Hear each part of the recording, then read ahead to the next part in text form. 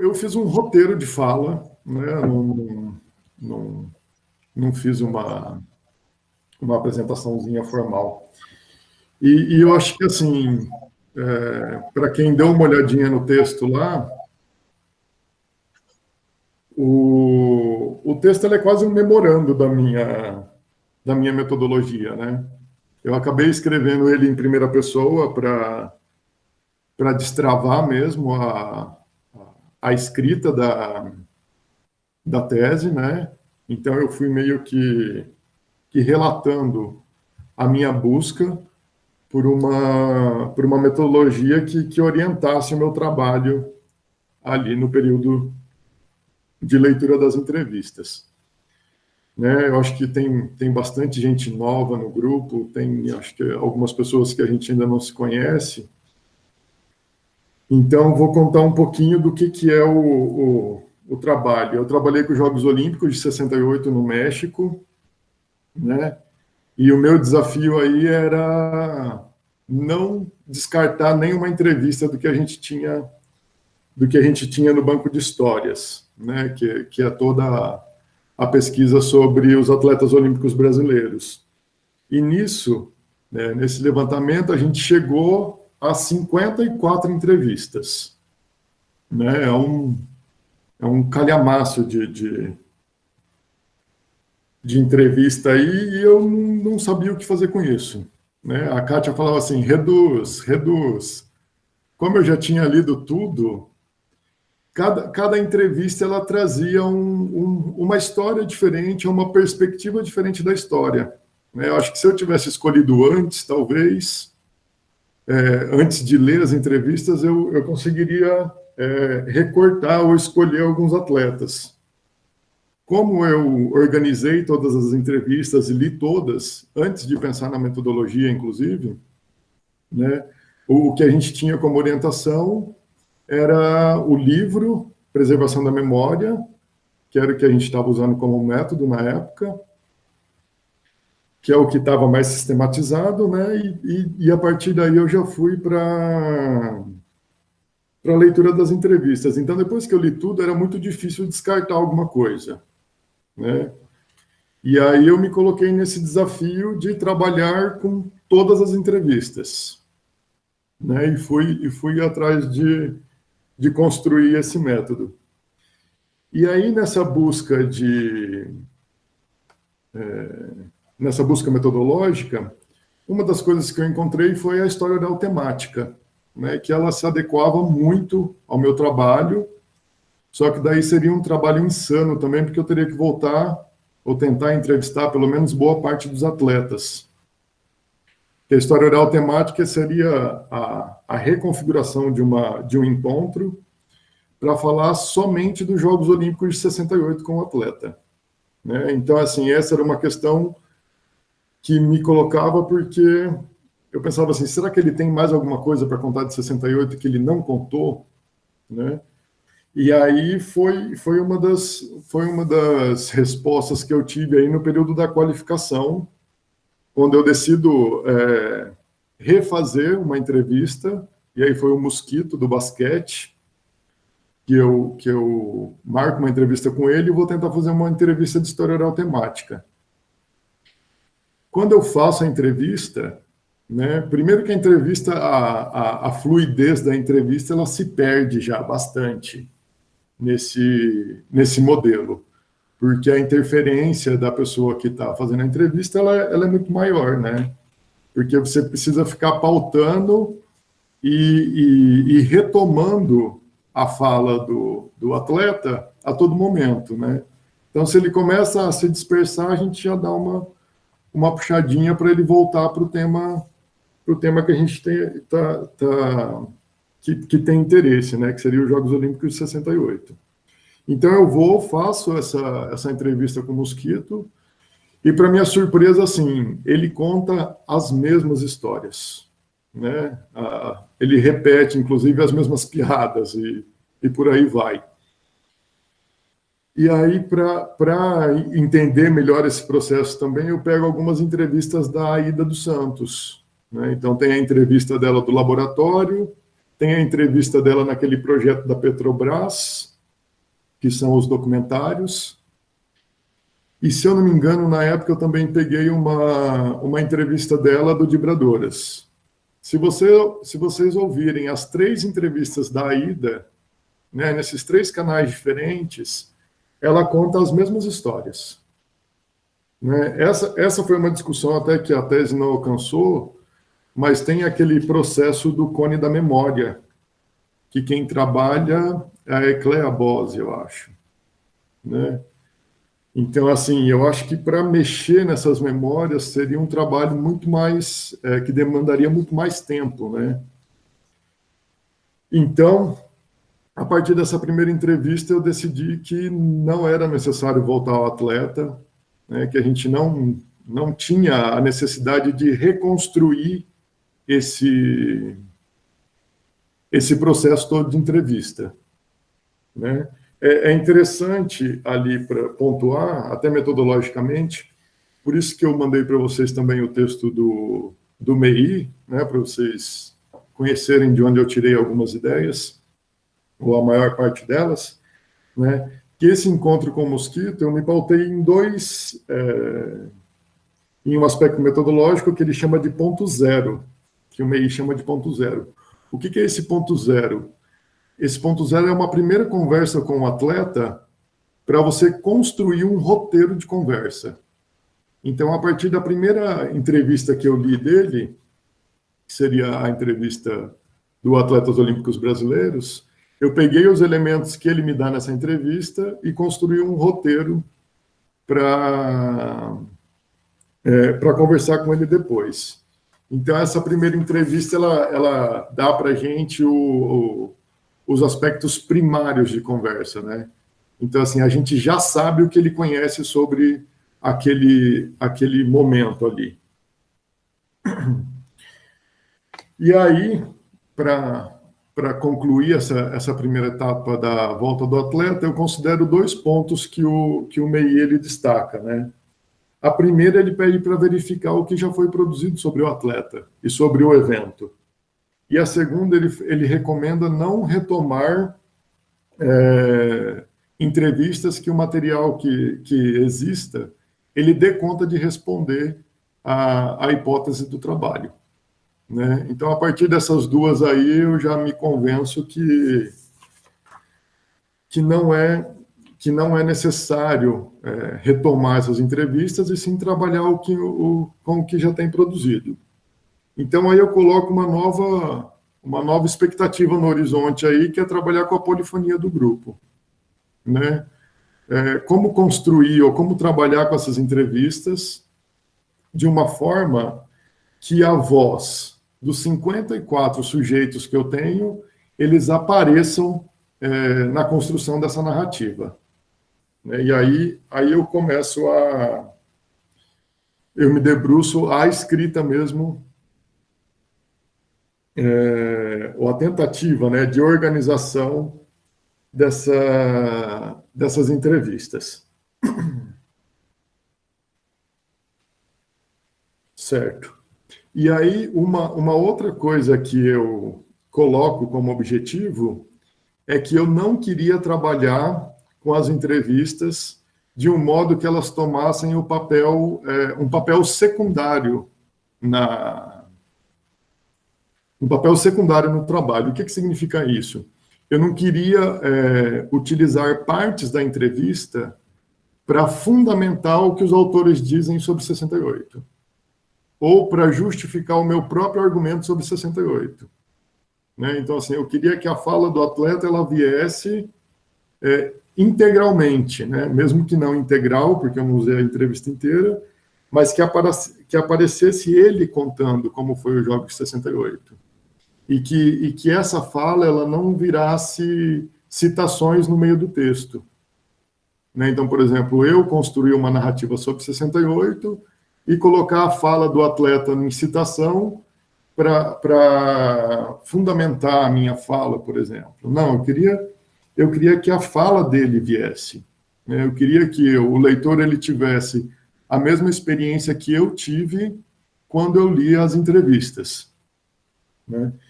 E nessa busca que eu encontro o eixo metodológico do MEI, que ele propõe duas formas de se fazer o trabalho com história de vida recortada, que ele vai chamar, né? Narrativas recortadas. E aí eu encontro o fragmento narrativo e a história oral de família, né? Esses são os dois os dois textos que eu anexei lá junto com a tese, né? Que eu trouxe o MEI para vocês conhecerem o texto na íntegra ali, porque são textos curtinhos. E por meio da adaptação desses dois conceitos do MEI, eu chego a um terceiro conceito, que é o conceito da estilha da narrativa, né? Que foi o conceito assim que mais que eu consegui expressar a minha ideia ali sobre o trabalho com essas narrativas, né?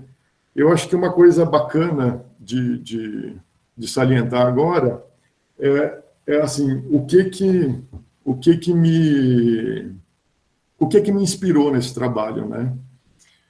Eu acho que assim a Kátia deve continuar falando muito de literatura com vocês, e eu acho que assim essas boas ideias é muito difícil a gente encontrar em textos científicos, né? Em textos da academia em geral. Então assim o trabalho o trabalho de literatura ele foi fundamental nesse momento, né? E aí eu acho que dois livros eu separei aqui para mostrar para vocês que foram fundamentais nesse processo, que é esse livro aqui do Mila Kundera, né, o livro do Riso e do Esquecimento, que foi uma sugestão da Kátia, e que passa na Tchecoslováquia na década de 60, não lembro o ano específico, né, que conta a história de uma fotografia e de um apagamento de uma fotografia, né? Então, isso foi muito legal, porque daí já era uma narrativa que se aproximava muito da forma que eu queria fazer, de como eu queria escrever. E um outro livro que foi fundamental, e na verdade ele que inspira todo o processo, que é esse livro aqui, acho que dá para ver. O nome dele é Múltipla Escolha, é Alejandro Zambra, o nome do autor. E assim, o que é bacana nesse livro? É que ele é um livro de múltipla escolha, completamente. Então a gente tem aqui as alternativas. Como que a gente tem as alternativas, né?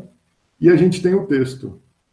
Depois eu posso mandar um conto desse, né? E cada alternativa ela tem uma sequência. Então, por exemplo, tem lá a sequência 1, 3, 2, 5 e 4. Aí você lê o texto nessa sequência. A alternativa B, ela começa 5, 3, 4, 2, 1. Esse jogo de alternativa, ele altera todo o sentido do texto. E aí, cada conto, você lê ele 5 vezes e você tem um sentido diferente para o conto. Aí isso que vai me dar a ideia da estilha, né? Porque quando eu leio as entrevistas, eu vou grifando essas entrevistas com cores diferentes, né? E assim, ela vai se tornando essas pequenas alternativas. Então, a ideia agora era como montar esse texto, né? E metodologicamente, claro que daí para a academia, se eu podia mexer nesse texto, se eu teria realmente assim um trabalho livre de composição do texto do atleta, né? Então, assim, o MEI mais esses livros de literatura, eu consigo fechar essa ideia, que é pegar a proposta do fragmento narrativo, pegar a proposta do fragmento narrativo, e aí vocês devem ter dado uma olhadinha ali, né? O fragmento narrativo, ele se aproxima muito, eu acho que depois o Rafa pode falar um pouco, mas ele se aproxima muito da proposta do Rafael, né? O que a gente pode colocar ali é que o fragmento narrativo é a construção de uma história que ela aparece dentro da entrevista, né? Então, onde que isso aparece muito? Né? Na entrevistas de contadores de histórias, de poetas, escritores, né? Quando ele está contando a história de vida dele, e ele faz um adendo dessa história, ele começa, é quase que uma metanarrativa, né? E ele começa a contar uma história dentro da história. Aí o pesquisador ele tem a liberdade de retirar esse fragmento e reconstruir essa história, né? O que é interessante disso? Metodologicamente ele dá essa liberdade de retirar o fragmento e ele dá a liberdade de que o pesquisador ele pode abrir mão de outros elementos da entrevista. Eu acho que todo mundo já trabalhou com uma entrevista de atleta, assim, é muito difícil abrir mão de muita coisa, né? Porque aí eu lia sobre 68, mas ele falava sobre profissionalismo, ele falava sobre trabalho, e isso tudo ia gerando um turbilhão de ideias, e aí é aquela coisa, aí voltava, não, é 68, né? Grifa 68. Porque senão também o trabalho ele não se concretiza, né? E aí, então, esse é o fragmento narrativo. A partir dessa ideia, então, eu pego aí a...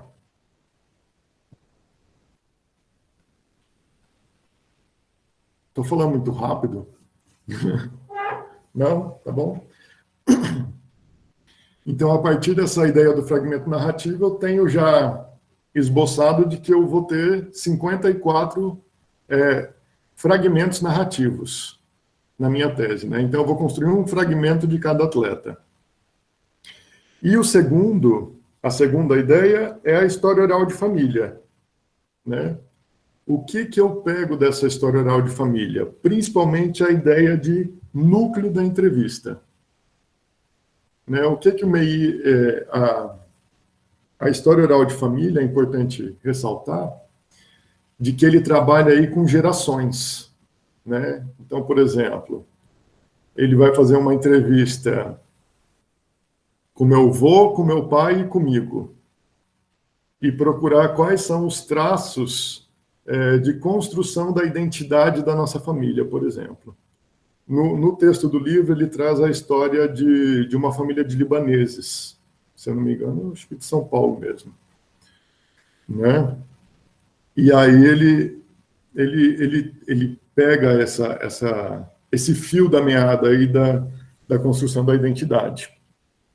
E é muito interessante, por exemplo, né, que o avô conta lá que ele veio do Líbano para o Brasil, aí o pai começa contando a história de que o pai dele veio do Líbano para o Brasil e o que ele fez no Brasil, e o neto conta a história de que o avô veio do Líbano para o Brasil,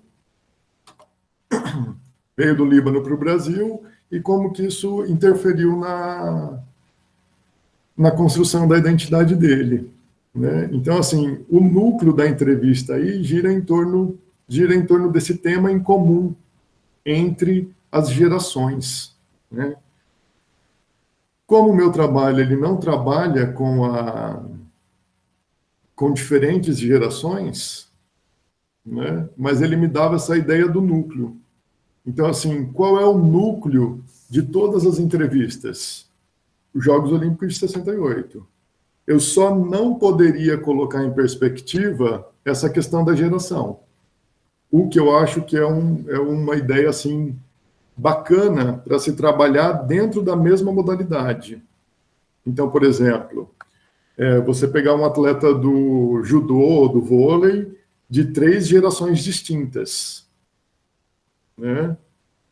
E aí você traça o núcleo da entrevista e qual é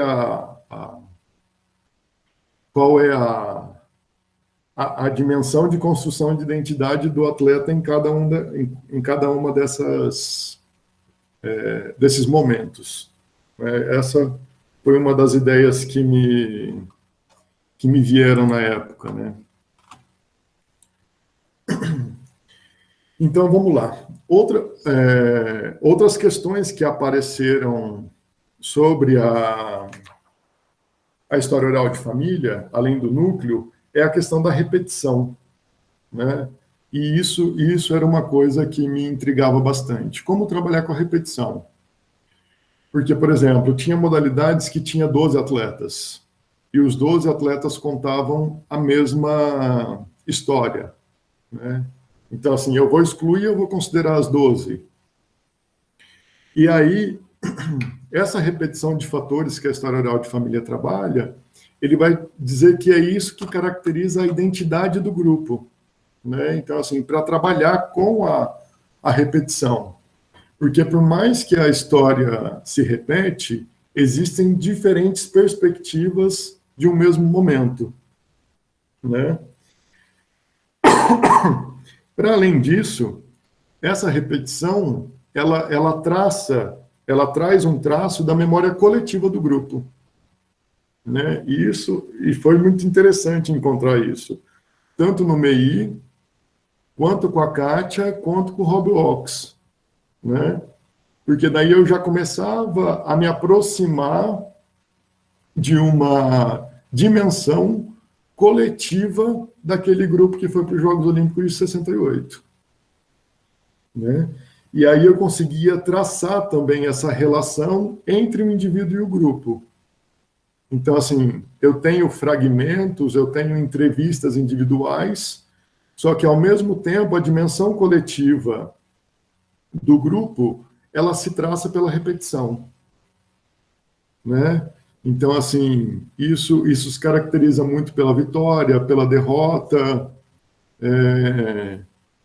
por brigas que tiveram algumas modalidades, né? Então, por exemplo, eu lembro que o que é muito marcante no vôlei de 68 é quando vai fazer a entrevista e quase todos os atletas falam assim, tá, mas vocês querem saber o que aconteceu em 68? Eu esqueci o nome do técnico. Com o técnico ou vocês querem minha história de 68, né? Porque eu acho que eles foram muito especulados em relação a isso. Então, assim, esses traços, né, eles vão trazendo essa dimensão coletiva das entrevistas entre o grupo, né? E a relação entre o próprio grupo. E é muito interessante, eu não cheguei a esse nível de análise, mas, assim, dá para perceber, inclusive, quando a gente olha para uma modalidade, por exemplo, o grupo em si e algumas pessoas que elas são mais periféricas em relação ao grupo, né? Então, assim, eu sou do futebol, mas eu tenho uma relação muito mais próxima com o vôlei, por exemplo, né? Um exemplo aleatório. Então, assim, o núcleo ali do grupo vivendo vários momentos, né? E esses momentos eles aparecem em todas as entrevistas. E a outra questão que a história oral de família ela me trouxe é que o pesquisador ele pode estabelecer uma lógica entre entre as histórias contadas, né? Ele utiliza até entre os fragmentos. Mas, assim, essa é uma coisa até que eu tenho que rever no texto, porque fica fragmento biográfico, fragmento da história oral de família, é muito fragmento, né? Então, assim, o que significa isso? Que o pesquisador ele pode mexer na história. Então, se vocês pegarem o exemplo que o MEI traz lá da história oral de família, ele traz um parágrafo de cada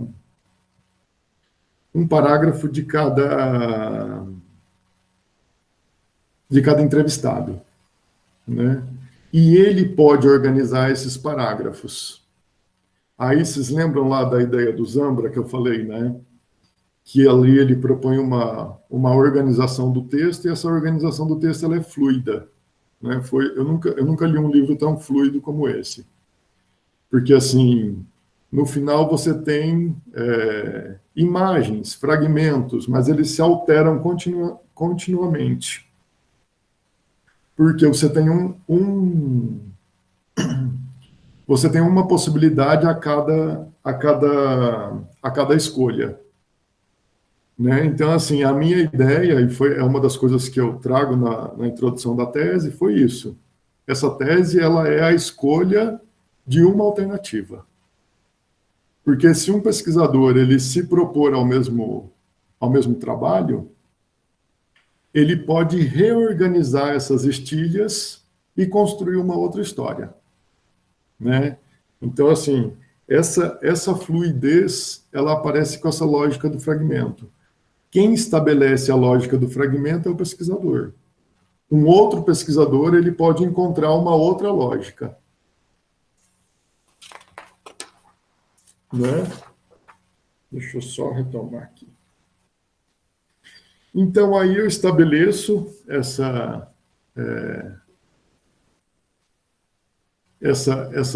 esses pontos da metodologia, né? E aí eu estabeleço deixa eu ver se aparece aqui, esse gráficozinho aqui, que eu consigo chegar a uma ideia do ponto de interseção entre as entrevistas. Né? Eu faço até eu acho que esse desenho aqui ele é muito mais para organização mental, mas ele acabou entrando na tese. Então, assim, ali eu estabeleço o ponto de interseção ou a memória coletiva do grupo. Né? O que estabelece nessa memória coletiva? O ponto de interseção seria os Jogos Olímpicos de 68. Então, tudo que tivesse sobre os Jogos Olímpicos de 68, eu ia separar dessas entrevistas. E aí, a partir disso, começou o trabalho, acho que um trabalho braçal mesmo, né? Foi ali, mouse e tela ali por longos dias. Porque eu tive que separar todos os fragmentos ou melhor, né? Eu separei todas as estilhas das entrevistas, né? Aí eu construí um outro arquivo, e aí vem a ideia de reconstrução narrativa, né? Porque o que acontece? Essa estilha, quando eu tiro ela do contexto, algumas tinham 5 linhas, algumas eram uma linha só. Então, assim, o contexto fica frágil em relação a isso, né? E aí eu começo, depois que eu recortei toda a entrevista, eu começo o processo de textualização das entrevistas. Para isso, eu preciso separar, além do escrito, eu retomo todos os vídeos dos atletas, para eu conseguir entender, basicamente, o contexto que ele me dá essa história. Né? Para eu também não perder completamente a dimensão maior da entrevista, né? E trazer essa estilha dentro de um contexto. E como que eu estabeleci esse contexto? Aí vem a interferência do pesquisador novamente, né? E aí e isso pautado também dentro do que propõe a história oral e do que eu posso fazer ou não. Né? Então, assim, eu reescrevo essas estilhas, né? que é aí o processo de textualização mesmo, algumas correções, se necessárias. Não mexo quando tem uma característica da fala do atleta. Então, assim, eu não fiz uma correção de português, né? A ideia era trabalhar trabalhar no sentido de deixar a ideia clara, né? Para isso eu poderia incluir palavras ou não, certo? Depois que eu consegui fazer esse processo de textualização, eu começo a fazer o jogo das estilhas, né? No momento que eu faço esse jogo das estilhas, a imagem que me vem muito forte é a ideia de um mosaico, né? A construção, e trabalho com a imagem do mosaico nessa ideia, e foi da onde também eu tirei o nome estilha da narrativa, né? Então, estilha é cada pedrinha de um mosaico, né? Então, para vocês verem assim, eu fui descobrir o nome, ou dar esse nome de estilha quase no final do processo, né? Eu fui fazendo isso meio que intuitivamente. Aí, no final, quando eu cheguei nesse processo de readequar as estilhas, eu falei assim, caramba, eu estou fazendo um mosaico, né? A imagem que me veio foi essa. E aí, inclusive, eu peguei alguns mosaicos lá, puxei o Google e peguei alguns mosaicos para eu olhar para o mosaico, né?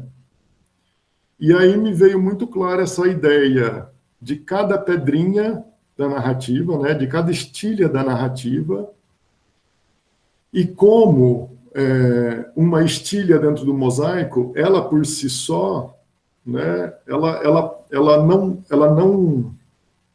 como que é? Ela não se caracteriza no desenho, né? Você olha para uma estilha do mosaico, ele tem uma cor só. Ele ganha sentido dentro do mosaico. A estilha, ela só ganha sentido dentro do mosaico.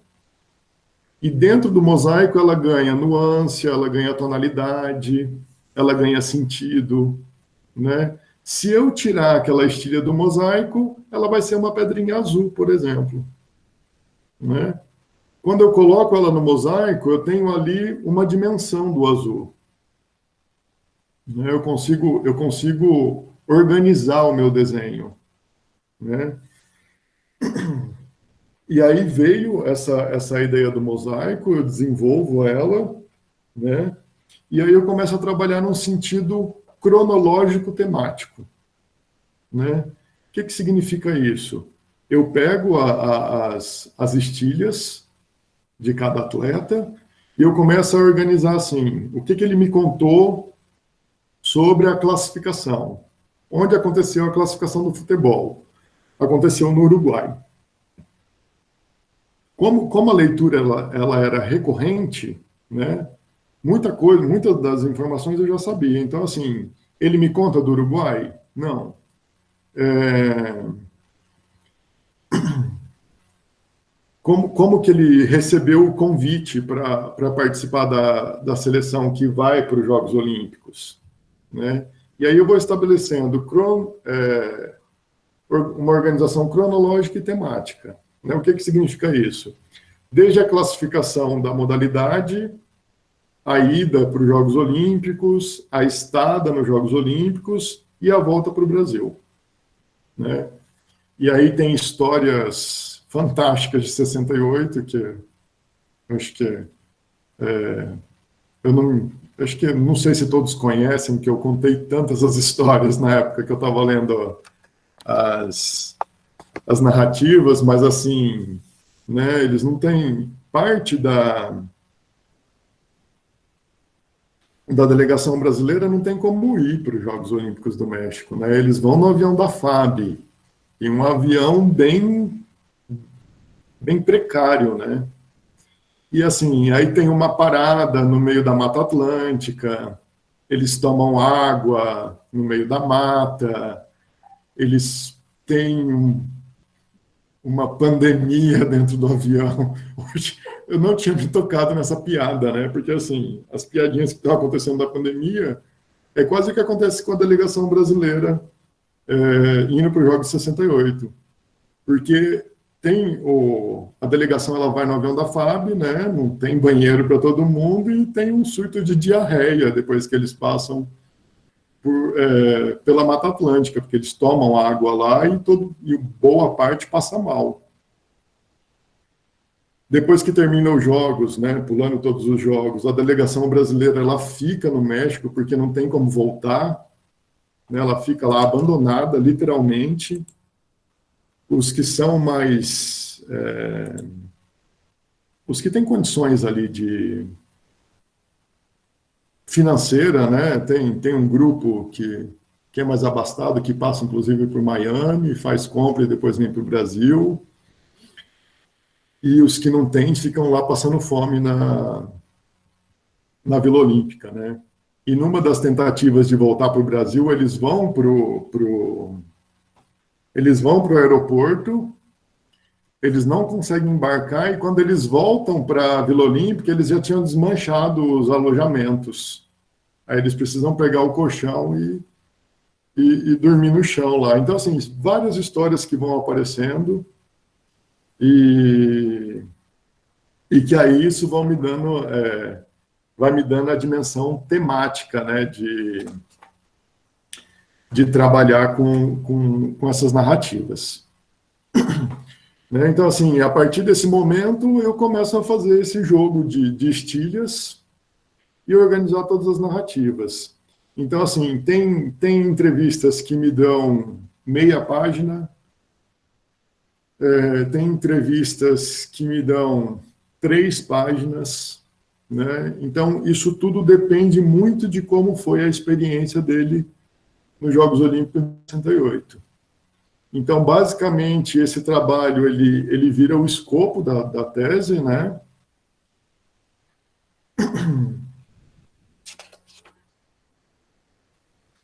Eu acho que é basicamente. Ele vira o escopo da tese e ele acaba se tornando, assim, o trabalho mais denso, né? Essa demanda, acho que é até uma reflexão momentânea, mas, assim, essa demanda do trabalho com as narrativas, acho que até impediu, assim, de um aprofundamento maior na escrita da análise mesmo, das entrevistas, né?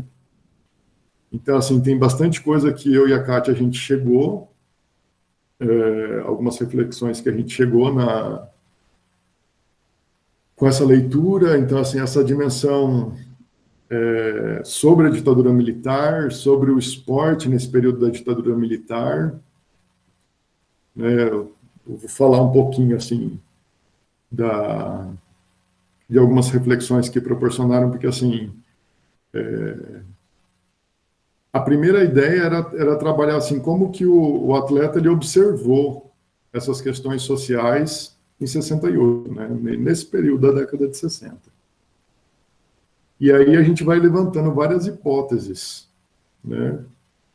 Uma das hipóteses que eu tinha era de que o atleta, talvez ele não tivesse vivência ou convivência nesse meio político, né, atribulado. Não tinha muita convivência, em tese, assim, na universidade. E o que mais me intrigava é que a gente tem a manifestação política dos atletas dos Panteras Negras, em 68. A gente tem uma atleta da Tchecoslováquia também, que faz um protesto em 68. O protesto dela não tem tanta visibilidade quanto os protestos dos Panteras Negras, mas na época é um protesto que gera uma dimensão tal qual, assim, né? E o protesto dela tem muito a ver tem muito a ver, não. É um protesto sobre a Primavera de Praga, que quando a Rússia invade a Tchecoslováquia, eles colocam em risco a participação dela nos Jogos Olímpicos, né? E por uma eventualidade, ela divide o primeiro lugar.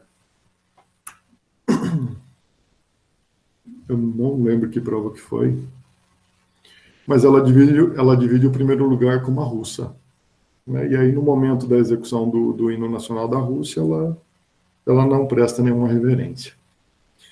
O dos Panteras Negras é mais conhecido, e, assim, o traço que eu encontrei nessa discussão toda era a universidade, né? Até falando especificamente dos Estados Unidos, né? Até pela organização do esporte de alto rendimento nos Estados Unidos. Então, assim, para mim, que o atleta dos Estados Unidos estava na universidade, o atleta brasileiro não estava na universidade, por isso que ele não tinha um envolvimento maior com as questões políticas do país, né? Quando eu faço o primeiro levantamento da delegação brasileira em 68, o que eu vou perceber é que não. boa parte da delegação brasileira de 68 ela está na universidade. Boa parte dela na USP, inclusive. Né? Deve assim, caramba, então assim, como que está tudo pegando fogo e como que está tudo pegando fogo e esse atleta ele não me conta isso, ele não dá essa dimensão dessa vivência, ou ele não viveu isso, né? E aí que vem algumas reflexões propostas pela Agnes Heller, e vem a ideia da análise do cotidiano, né? Para entender melhor esse cotidiano, e aí eu começo a reconstruir o cotidiano de alguns atletas. Né? E quando você pega os atletas que estão na USP, por exemplo, a boa parte deles, acho que do polo aquático, né? Eles estão ali fazendo medicina, ou eles estão fazendo arquitetura, né? Então, assim, são vários... São cursos, né, que têm aí uma carga horária puxada, né? Vamos classificar assim. E aí eu comecei a olhar para a própria organização do esporte, né? A estrutura do esporte no Brasil.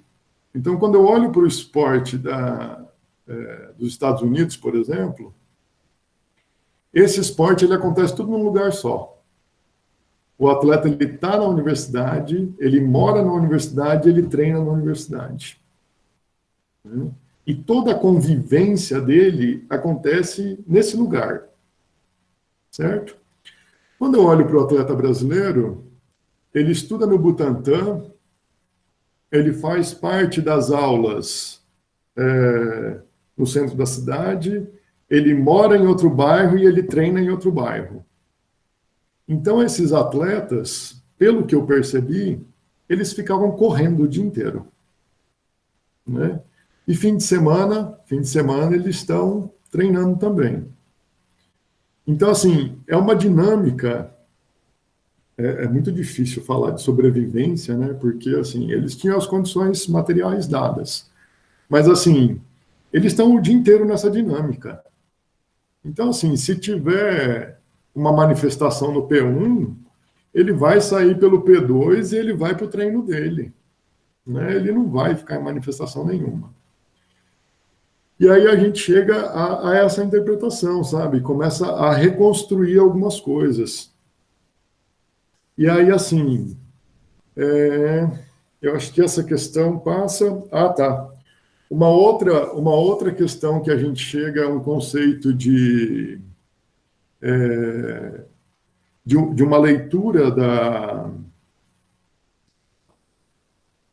da própria historiografia olímpica a partir dos blocos capitalistas e socialistas, né, que a gente vai perceber quando a gente começa a pegar as entrevistas ou mesmo a literatura de que conta a história olímpica, a gente vai perceber um alinhamento discursivo, nem sei se dá para falar em alinhamento discursivo, mas assim, um alinhamento de ideias no bloco capitalista, e quando passa ao bloco socialista, a gente percebe uma mudança de adjetivos, né, que a gente até chamou de